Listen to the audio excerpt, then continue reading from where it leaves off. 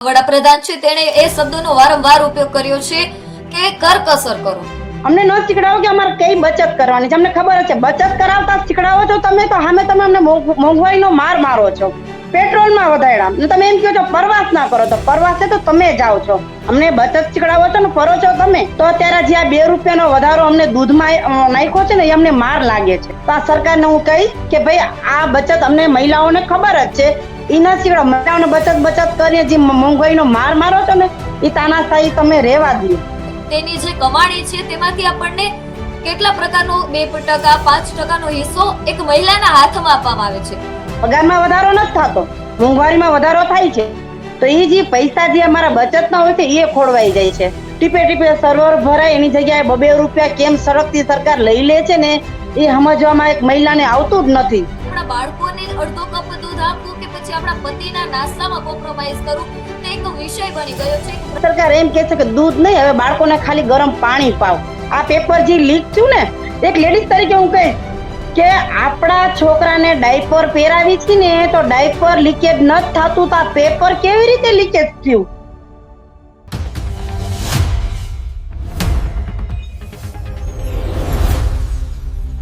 નમસ્કાર દર્શક મિત્રો, ચક્રવાત ન્યૂઝમાં હું છું આપની સાથે ગોપી.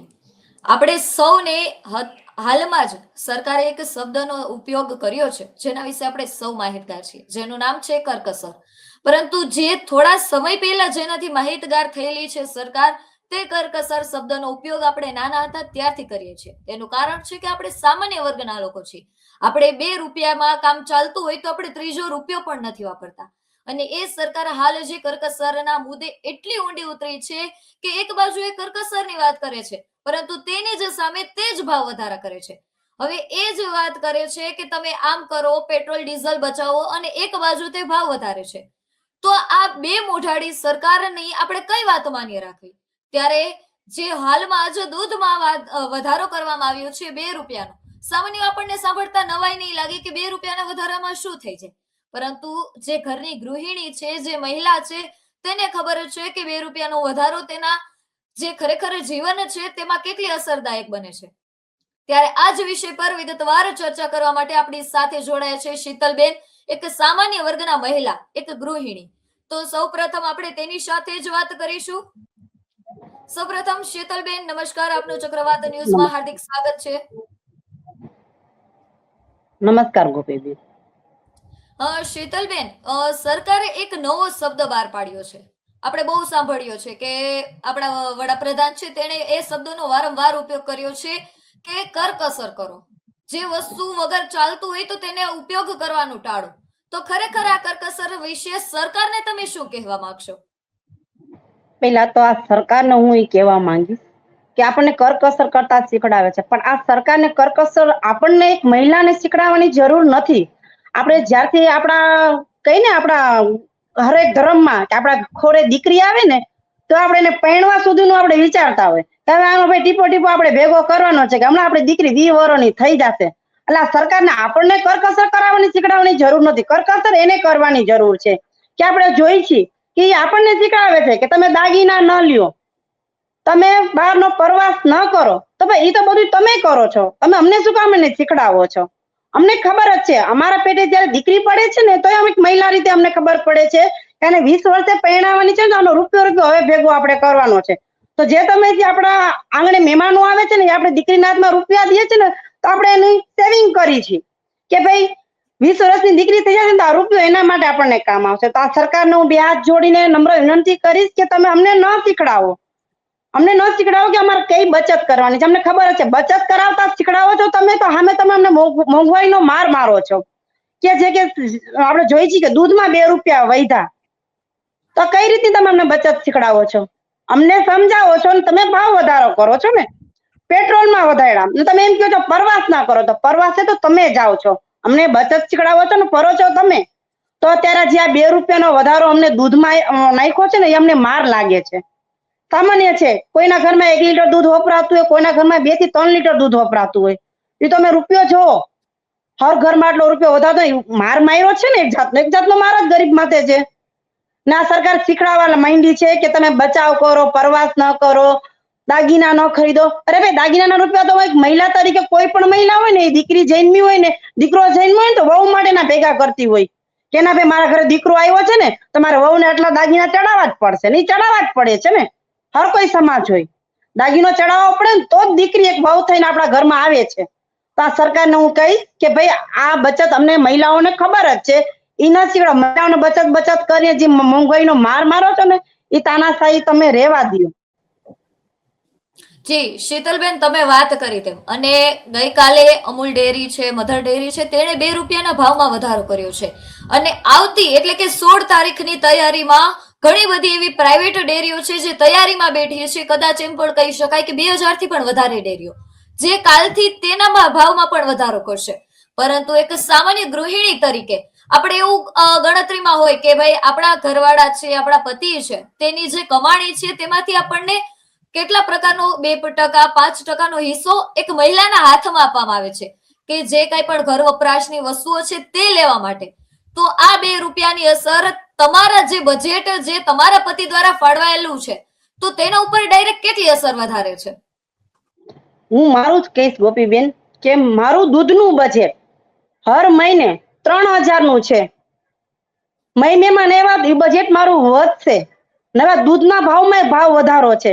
તો સામાન્ય વર્ગ છે કે મારા ઘરમાં અમે છે ફિક્સ પગાર વાળા માણસો છે, બધા મધ્યમ વર્ગ બધું ફિક્સ પગાર હોય. કોઈનો 15,000 પગાર હોય, કોઈનો 20,000 પગાર હોય. નામ સ્ટેપ બાય સ્ટેપ તો કે પગાર વધારો, જેન્ટ્સનો કોઈનો પગાર વધારો નથી થતો. મોંઘવારીમાં વધારો થાય છે, તો એનો સામનો મહિલાને કરવો પડે છે. કે જયારે તમે સંગ્રહો પૈસો હોય ને, 2-5 પૈસા વધાર્યા હોય, સંગ્રહ સામાન્ય છે. જણનો પગાર 20,000 તો 20,000 જ આવશે. પગારમાં વધારો નથી થતો, મોંઘવારીમાં વધારો થાય છે. તો એ જે પૈસા જે અમારા બચતના હોય છે એ ખોળવાઈ જાય છે. એ અમારે કાઢવા પડે. સામાન્ય છે, જેન્ટ્સનો જેટલો પગાર છે એટલો જ દેવાનો છે. મોંઘવારીનો સામનો તો એક મહિલાને જ કરવો પડે છે. જેન્ટ્સ તો શું કહેશે? એમ કહેશે કે ભાઈ, આટલો પગાર છે, મારો પગારમાં વધારો નથી થતો, મોંઘવારીમાં વધારો થાય છે, ને એક મહિલાને જ ભોગવવો પડે છે. બાટલાનો વધારો હોય તો એ મહિલાને ભોગવવાનો રહે છે.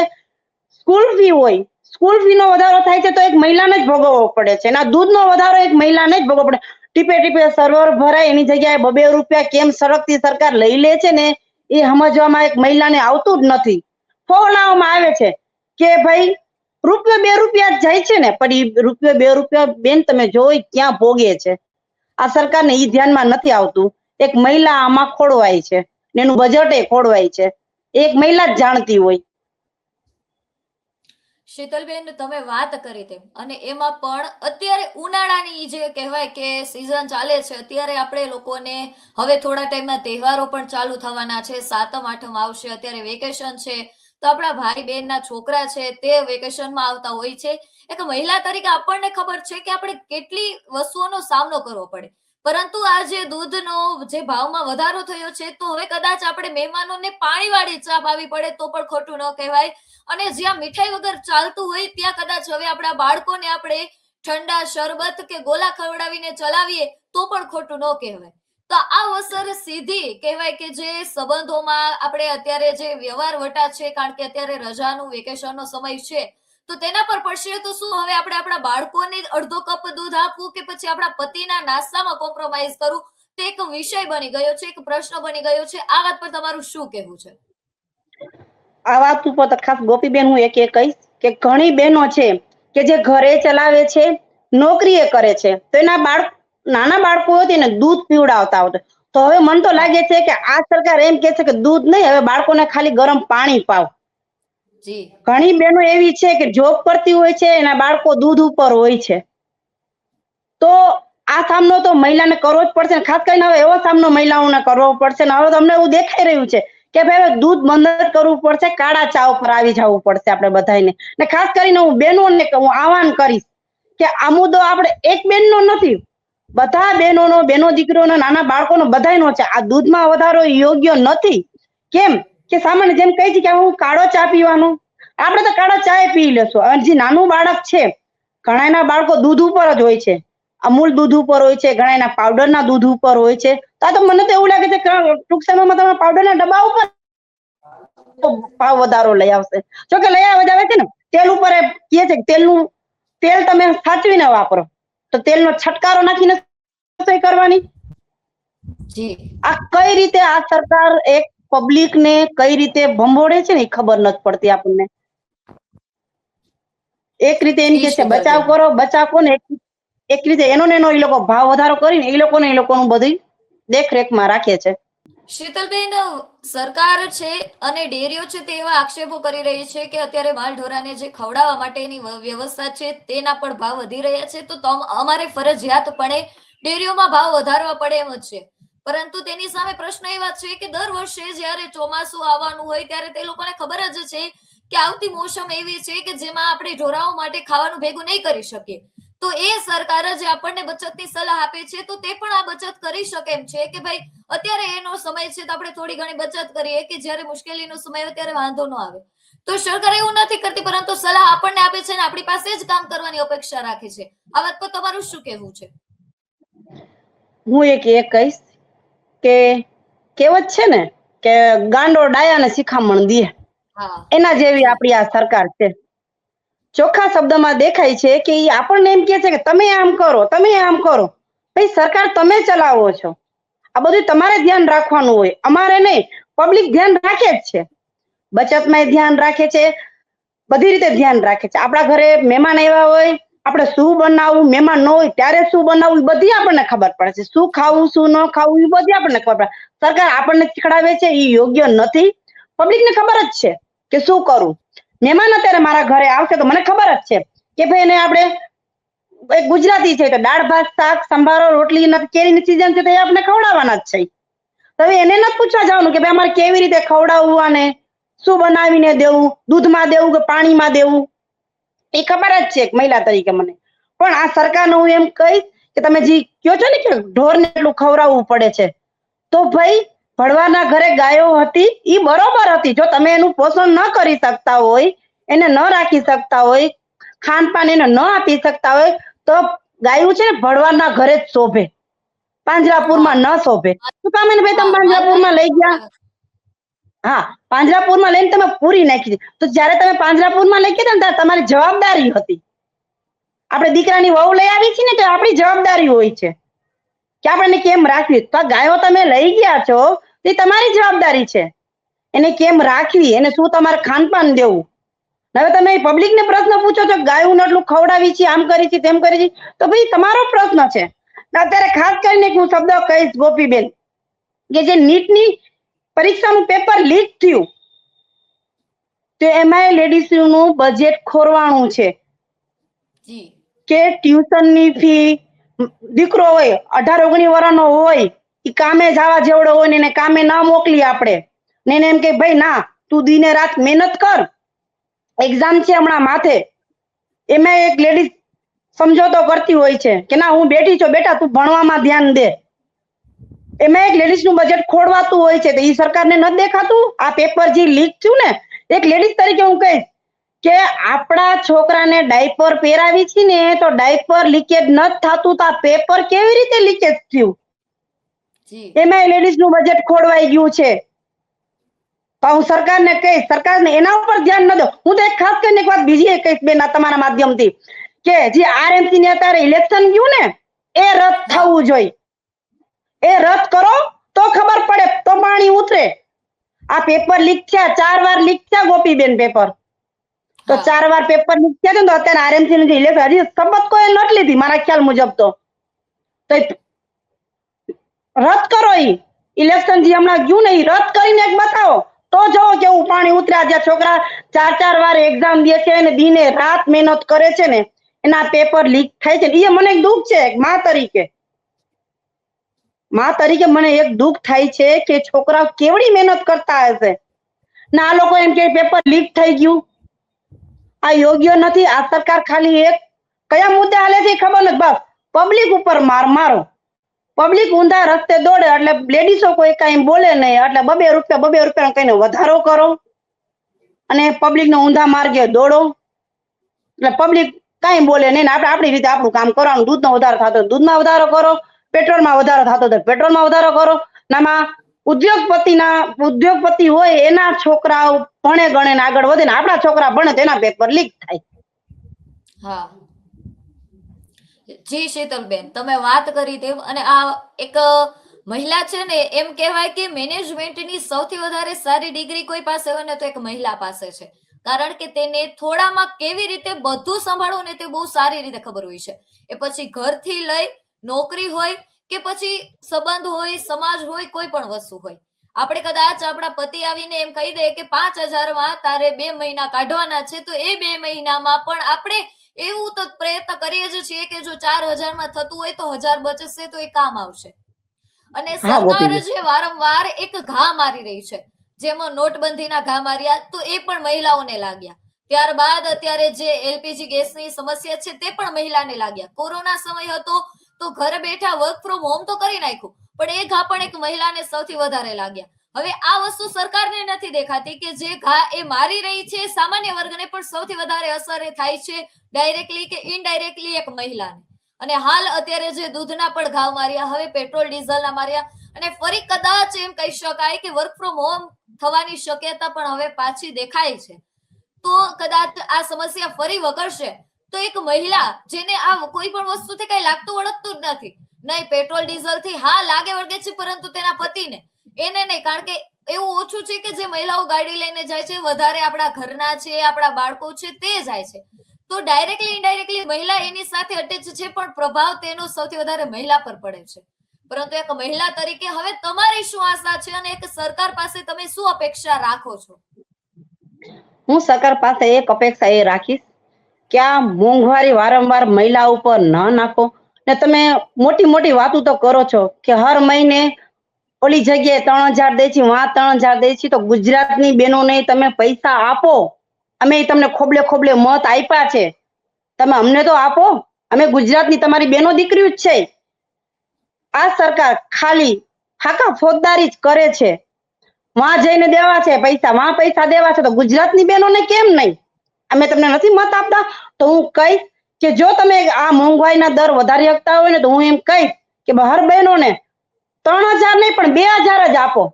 પણ આપો તો ખરી ગુજરાતની બહેનોને તમે આપો ને, 2,000 જ આપો, જાજા નથી જોતા. પછી તમે તમારે વધારે કરશો તો અમે કોમ્પ્રોમાઇઝ કરશું એમાં કે ભાઈ ના હાલો સરકાર શ્રી અમને 2,000 તો આપે તો છે, 2 રૂપિયા વધારે છે, 2,000 આપે છે, વાંધો ને આપણે બચાવીને રાખશું. આ સરકારને હું એમ કહીશ કે મોંઘવારીનો માર મધ્યમ વર્ગ ઉપર ના નાખો, ઉદ્યોગપતિ ઉપર નાખવો હોય તો જે કરતા હોય એ કરો, પણ આ મહિલા ઉપર આ જે ભારણ નાખો છો ને તમે ના નાખો. ને ખાસ કરીને હું એમ કહીશ કે જે નોટબંધી થઈ ને બેન, ત્યારે આ એક ષડયંત્ર જ હતું. મને ખબર છે જેટલા પૈસા બહેનો પાસેથી હતા એ એક કાઢવાનું એક ષડયંત્ર. 2,000 ની નોટ કાઢી, 2,000 ની નોટ ક્યાં ગઈ? ને મને એટલી ખબર છે કે મધ્યમ વર્ગ જ બેંકની લાઈનમાં ઊભું હતું.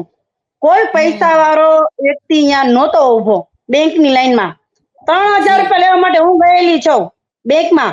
સવારના 10 વાગ્યાની ગઈ હતી હું, 1-1:30 વાગે આવી હતી ઘરે 3,000 માટે. છતાં મારા પૈસા લેવા માટે હું અહીંયા લાઈનમાં ઊભી હતી એવી તડકામાં. મારા જેટલા પૈસા, બસ એકથી એક ડર હતો કે આ ભાઈ નોટબંધી થશે ને તો આ બધી નોટો હાલશે નહીં, તો તમે શું કરશો? તો જેટલો સંગ્રહ પૈસાનો કર્યો તો એ બેંકમાં મૂક્યો, કે પછી 3,000 માં અમને લાઈનમાં અહીંયા ઉભા રાખ્યા હતા. યા સરકાર, તો હું સરકારને કહેવા માંગીશ, અમારો રૂપિયો આપણે ખબર વડવા કેતા ગઈઢા કે નાનપણનું નાણું ઘટપણનું છાણું, તમે ભેગા કરશો તો કામ આવશે. જે બેનોએ પૈસા ભેગા કર્યા હતા ને ઈ એક લઈ લેવાની ગણતરી હતી. 2,000 ની નોટ આવી, 2,000 ની નોટ ક્યાં ગઈ ઈ આપણને કોઈને ખબર નહીં. ને 500 ની નોટ મોટી છે અત્યારે આપણે ગોપીબેન. 500 ની નોટ તો હાન પેડી ક્યાં ચટણી થઈ જાય ને એ આપણને ખબર નથી પડતી. તો હું ખાસ કરીને કહીશ કે જ્યાં રૂપિયો નોટબંધી બંધ કરી, કોરોના કાળ થયું, લોકડાઉન થયું, આ તે થયું ને બધુંમાં મધ્યમ વર્ગનો પૈસો તો ઈ ખોડવાઈ ગયો. આખું તંત્ર વિખાઈ ગયું ઘરનું, એમ કહું તો ચાલે. નોટબંધી થી લગાડીને અત્યાર સુધીમાં, અત્યારે મારા ઘરમાં હું જોવા જાઉં ને ગોપીબેન, તો 10,000 રોકડો ન નીકળે. કેમ કે સેટલમેન્ટમાં પડ્યા રહી છે. એટલે આ જ્યાંથી નોટબંધી થઈને એ હું તો વખોડું છું એક મહિલા તરીકે. એ યોગ્ય નહોતું, તોય થયું. આ બધું જે થતું જાય છે એ ખરેખર ના થવું જોઈએ.